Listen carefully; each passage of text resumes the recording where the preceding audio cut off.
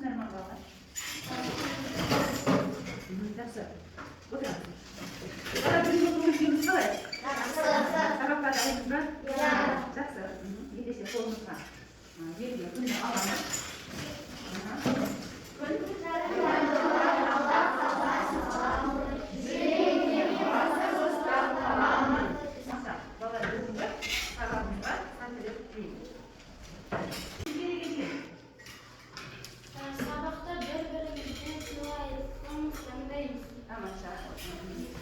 Sabahta ben cevap veriyorum.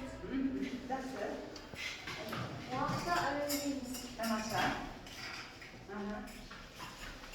Сабаққа белсене қатысып, жақсы бағаламыз. Өте тамаша.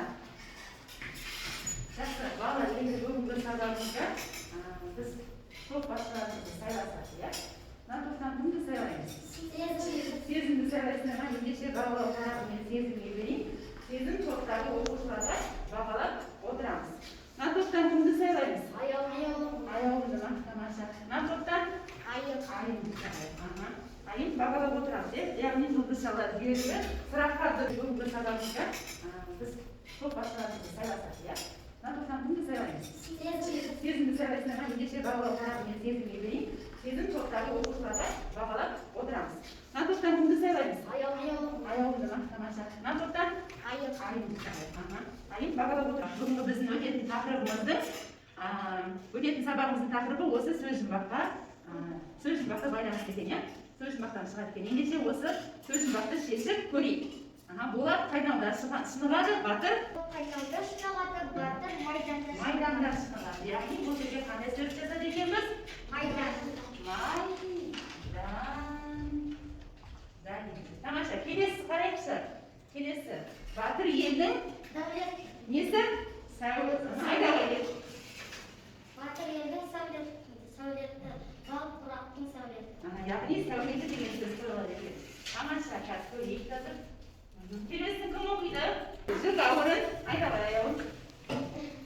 Жүк ауырын, ана көтеремін, мен ауырын, ер көтеремін. Яғни осы жерде қандай сөз қояды екенбіз? Ана деген сөз қояды. Жақсы, келесін кім оқиды? Кім айтады? Мержан айдауы. Шын ер жеңсе тасымас, жеңсе жасымас. Яғни қандай сөзді қояды екенбіз? Шын деген сөз қояды екен. Тамаша, келесі кім айтады? Андай айтады. Білмейсің. Яғни қандай сөз қойылады екен? Шын деген сөз қойылады екен. Тамаша. Және ең соңғысын Нұржан айта ғой. Жаңбырмен көгеріп, Батамен ер көгереді. Тамаша. Көгереді деген сөз.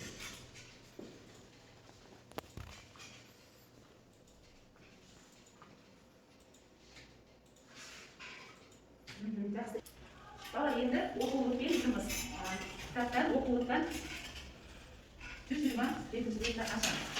120 бетті ашамыз. Жеміс, күні деген және бейбітшілік болсын деген бізге өлең жолдары берілді. Авторы кім екен? Қайрат Жұмағали. Ақын аудармашы екен. Батыс Қазақстан облысында Орда ауданында Бесқұдық ауылында туған екен. Балаларға арналған көптеген жыр жинақтардың авторы екен. Бізге жеңіс күні және бейбітшілік болсын өлең жолдары берілді. Ал осы өлең жолдары бізге оқып шығайды. Жақсы. Кім оқиды? Бастайды.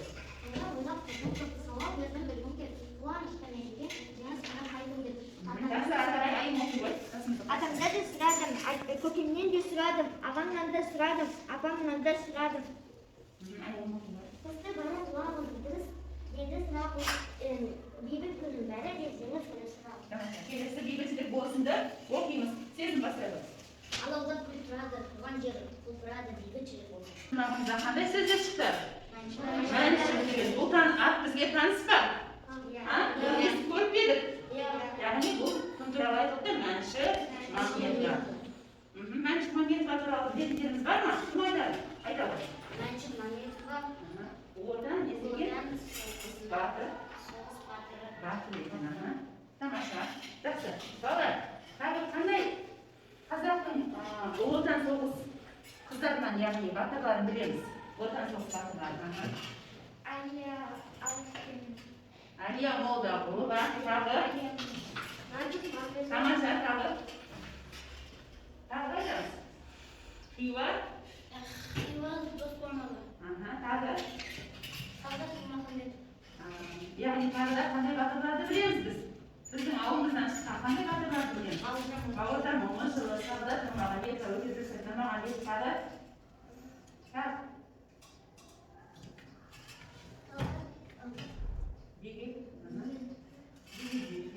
Жақсы. Үлкен Әбдіұлы 1919 жылы Қарағанды облысында дүниеге келді.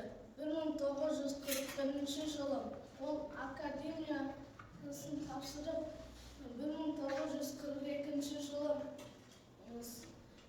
28 қазан күні соғысқа қатысты. Ол қазақ ұшқышы болды. Сол кезде фашистермен 1925 жылы 15 маусымда Ақтөбе облысында дүниеге келген. Ол 8 жасында анасы қаза табады. Әкесі оны нағашы апасына береді.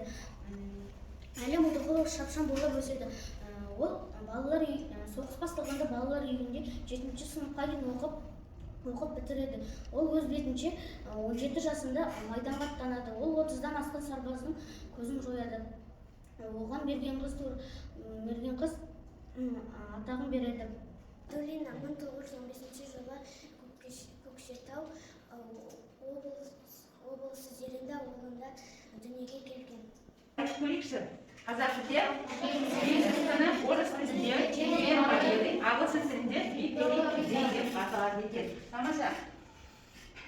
Енді балалар біздің сыныптан Аяулы мен Айым екеуі біздің ауылымыздан шыққан Кеңес одағының даңқты батыры, әскери қолбасшысы Бауыржан Момышұлы атамыздың өз үйіне барып кетті. Сол видеороликке назар аударайық.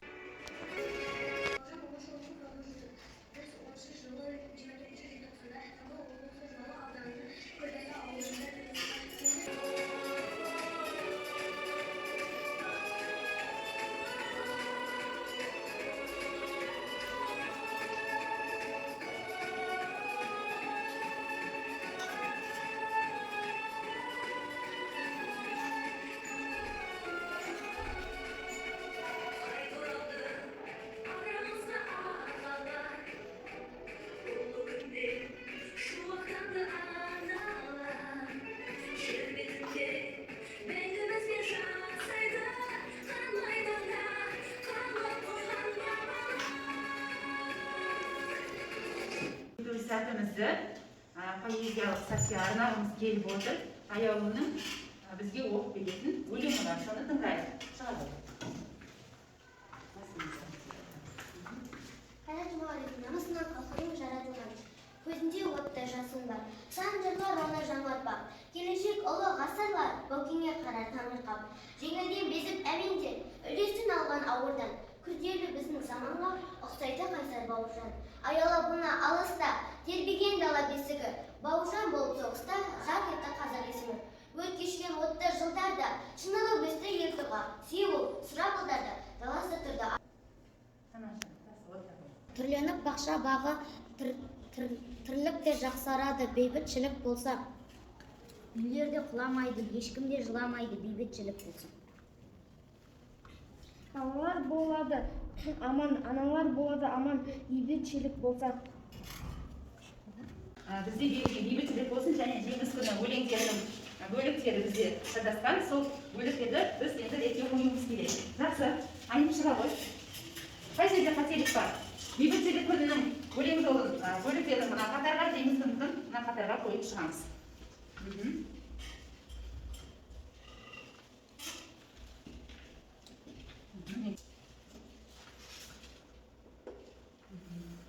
Мынау дұрыс па? Ал жақсы, енді тексеріп көрейікші балалар. Дұрыс орналастырды ма? Дұрыс орналастырды ма? Тексеріп көрейік. Жеңіс күні. Дұрыс орналастырды ма? Дұрыс па? Анда келе ғой. Қай жерінде қате кетіпті?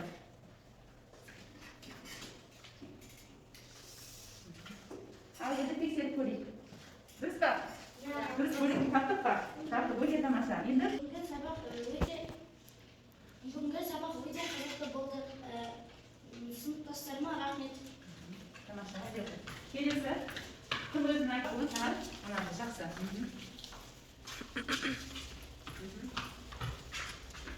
Жақсы, сезім айта ғой. Маған бүгінгі сабақ өте ұнады. Көптеген мағлұматтар алдым. Бізге осындай бейбіт күнді, бейбітшілікті алып берген ардагерлерге айтамыз балалар. Оларға үлкен рахметімізді айтамыз. Жақсы. Енді балалар, бүгінгі сабағымызды жеңіс күні және бейбітшілік болса өлеңдерін қалағанымызды жаттап келеміз. Күнделікті ашып, бүгінгі үйге беретін тапсырманы. Балалар, бүгінгі сабағымызды қорыта келе, бейбітшілік және бейбіт күн дегенді қалай түсінеміз?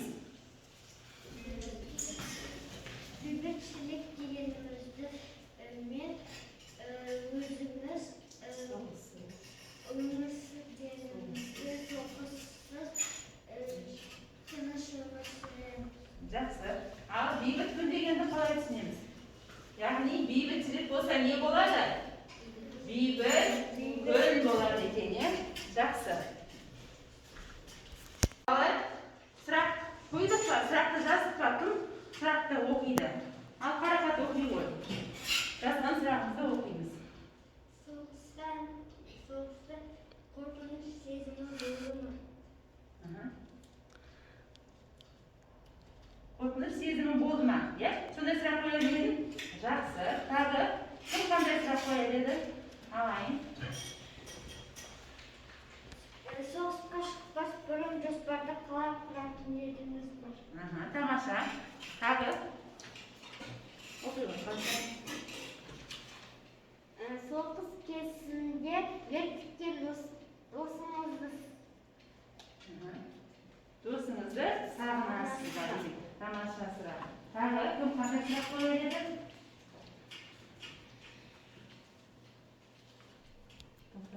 Балалар, соғыс ардагерлерінен сұхбат алуға келдіңдер делік. Қандай сұрақтар қоя бердіңдер? Ендеше дәптерімізді ашып, бүгінгі күн санды жазып, сұрақтарды жазамыз. Қандай сұрақтар қоя бердіңдер? Жақсы, дәптерімізді ашамыз.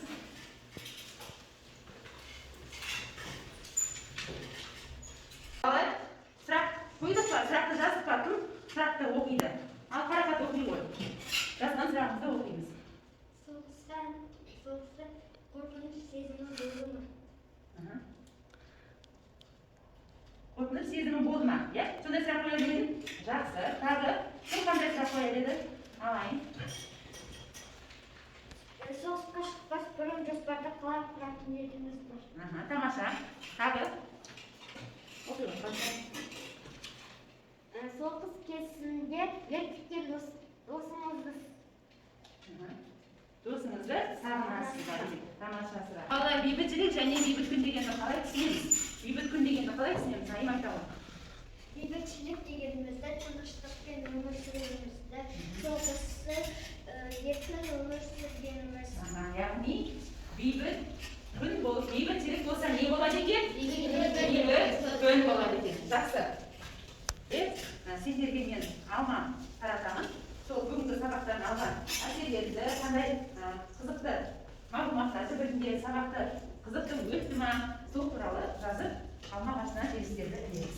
Бүгінгі сабақ өте қатты ұнады. Және де мен соғыс ардагерлерінің өмірбаянын білдім. Жасаған ерліктерін. Жақсы, алма ағашына барып жемісімізді. Жақсы, келесі